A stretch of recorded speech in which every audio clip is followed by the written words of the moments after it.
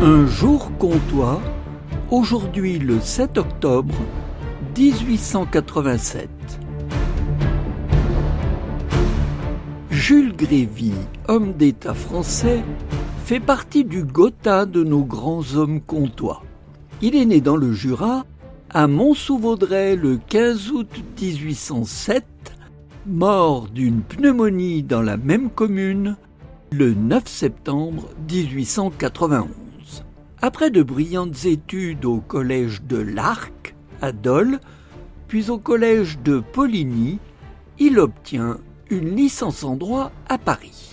D'abord avocat, il entre en politique à la suite de la Révolution de 1848 et il devient commissaire de la République dans le Jura, dont il sera député en avril 1848.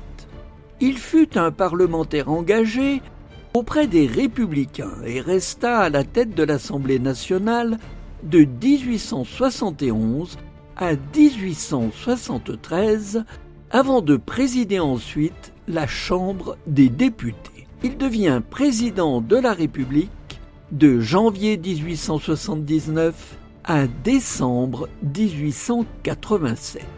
Une carrière brillante, terminée bien difficilement par une démission sans gloire à cause d'un funeste 7 octobre. Le 7 octobre 1887. Mais que s'est-il donc passé ce 7 octobre 1887?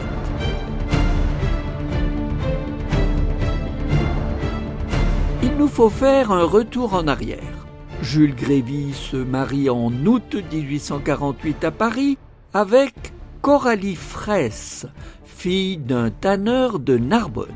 Ils auront une fille, Alice, qui épousera en 1881 Daniel Wilson. C'est Jules Ferry soi-même qui sera le témoin de ce mariage.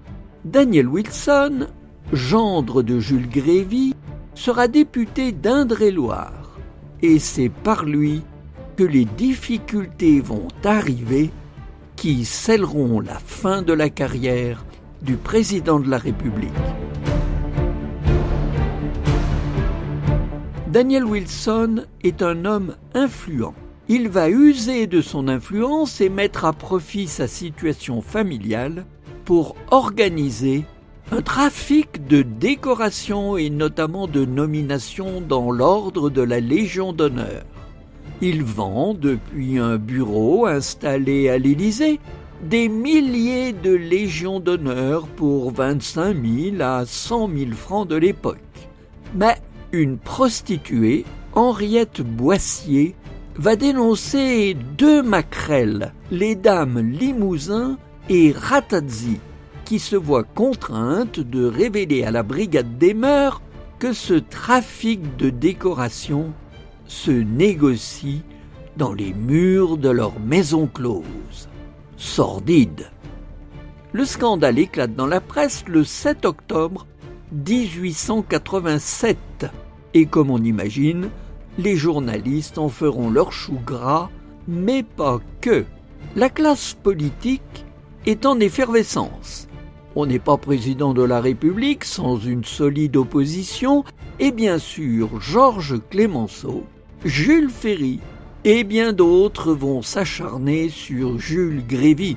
Et la rue n'est pas en reste, qui va se régaler des contours graveleux à souhait de ce scandale. Une chanson fera florès, dont le titre est explicite. Ah, quel malheur d'avoir un gendre! Sous ce nom, Potvin et compagnie, mon gendre ouvrit des magasins, s'associant à des limousins pour exploiter un fonds de mercerie. À sa boutique, il se chargeait de vendre rubans, faveurs, oh, quel camelot! Et le couplet se termine ainsi. Maintenant, son commerce est dans l'eau. Ah, quel malheur d'avoir un gendre! Un célèbre caricaturiste, Carandache, en remettra plus tard une couche avec une flopée de dessins satiriques et méchants, dans le journal L'Assiette au beurre, série intitulée Ferblanterie. en souvenir de ces décorations achetées très cher, mais sans valeur. Le mal est fait, Jules Grévy ne se remettra jamais de ce malheur d'avoir eu un gendre qui provoqua ce scandale que l'on appellera désormais le scandale des décorations. Le 2 décembre 1887, il démissionne et c'est Sadi Carnot qui lui succède parce qu'il avait eu la sagesse de refuser les recommandations de Wilson, ce gendre par qui le scandale était arrivé le 7 octobre 1887, un jour comtois.